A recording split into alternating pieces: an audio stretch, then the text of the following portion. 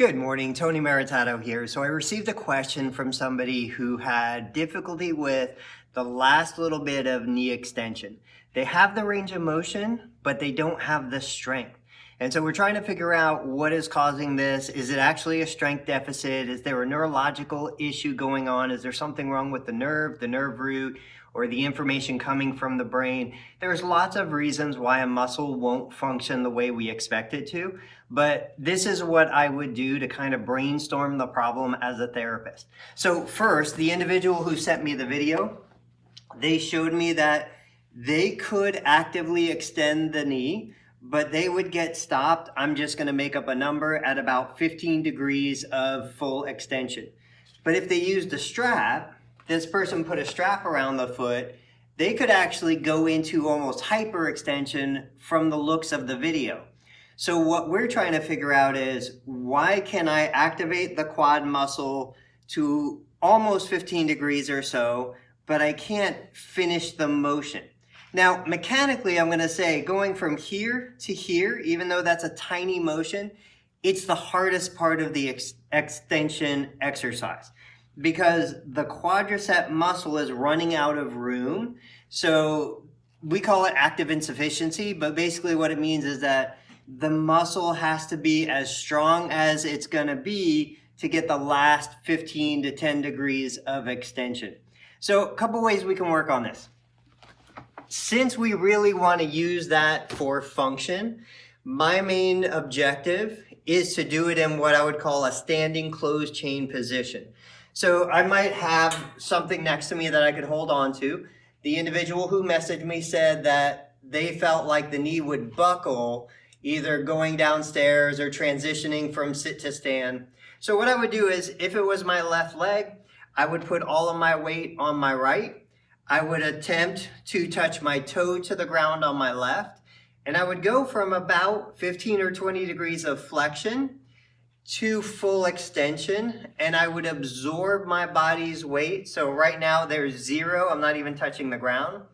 I would apply weight until I'm 100% weight bearing on that side. If the knee won't tolerate that much load, I can keep my right foot down and I can just apply the pressure in a controlled way. So if there was a scale underneath that foot, maybe I had to apply 10, 20, 30 pounds of pressure. And if that was doable and I can control the knee, then I would go to 50 or 70 or 100 pounds of pressure.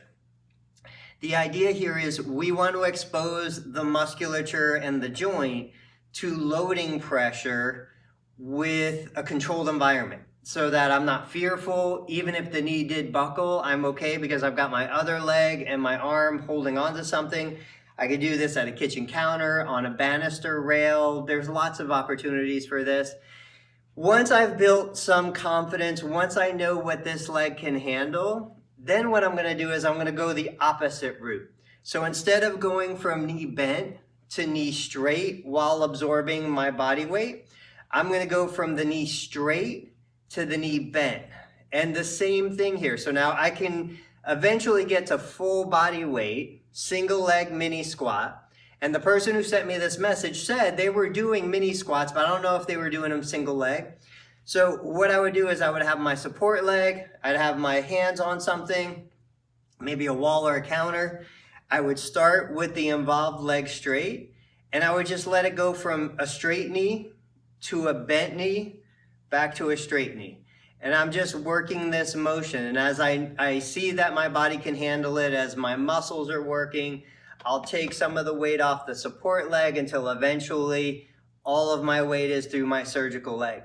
Now, one little nuance with this, if my body weight is forward, even if I'm bending forward a little bit, it's gonna change the way that knee works, as opposed to if my body weight is behind me. So when you think of your center of gravity, if my center of gravity is forward, it tends to just facilitate extension. When my center of gravity is in front of my toes, the knee wants to go back into extension. But when my body weight goes behind me, it facilitates knee flexion. Now that can be used for different ways. It can create different advantages. My goal for you is that you can control that knee from full extension to 15 degrees of flexion in all positions. So I hope that gave you some suggestions.